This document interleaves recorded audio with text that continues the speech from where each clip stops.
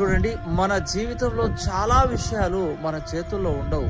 కొన్నిసార్లు మనం ఎంత ప్రయత్నించినా పరిస్థితులు మారవు. అప్పుడు మనిషి నిరాశ చెందుతాడు.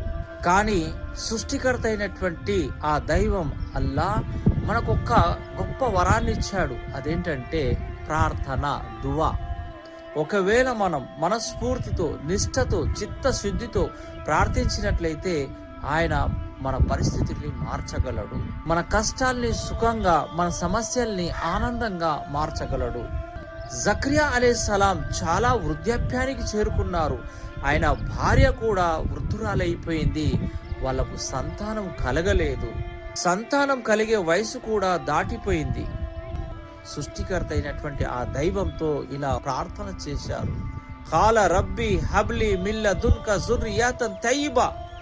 నా ప్రభు, నాకు ఒక కుమారుణ్ణి ప్రసాదించు అని ప్రార్థన చేశారు.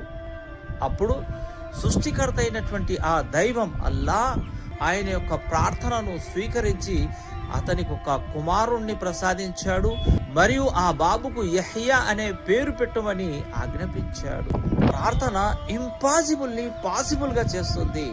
కాబట్టి మనం కూడా సుఖంలోనూ దుఃఖంలోనూ అన్ని వేళలా సృష్టికర్త అయినటువంటి ఆ దైవంతో, అల్లాహ్తో ప్రార్థన చేస్తూ ఉండాలి.